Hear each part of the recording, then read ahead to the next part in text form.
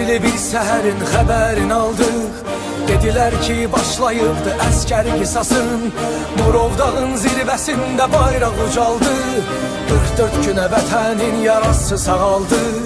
O gün bütün Azərbaycan ayaq üstə. Yetişdi o müqəddəsan qeyrəti göstər. Əskərimi güllələyənlər namaz üstə. Qardaşları hər birinin qisasını aldı.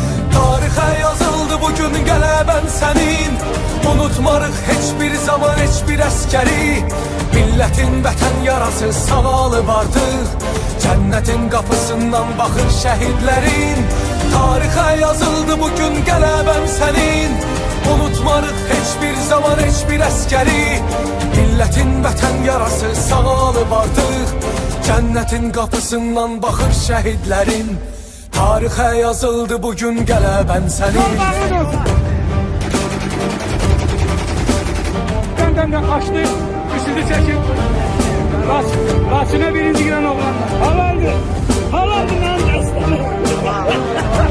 Sağ ol baba, sağ ol. Ya Rabbim şükür sənə eşittin bizi. Şuşa məscidində gəlir əzanın səsi. Bu haqq yoludur, haqq savaşı, haqqdır zirvəsi. Azad oldun canım vətən sındır qəfəsi. Allah bizə qismət etdi zəfər xəbərin. Hər evdə intizar dolu qəlbin harayı. Qarabağın rahat olsun, dursun ürəyin. Bu xalqıma hədiyyədir Allahın payı.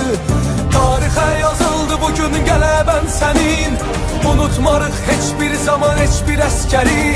Millətin vətən yarası savalı vardıq. Cənnətin qapısından baxır şəhidlərin. Tarixə yazıldı bugün qələbən sənin. Unutmarıq heç bir zaman heç bir əskəri. Qarabağ bizimdir. Qarabağ Azərbaycandır. Tarixə yazıldı bugün qələbən sənin. Unutmarıq heç bir zaman heç bir əskəri.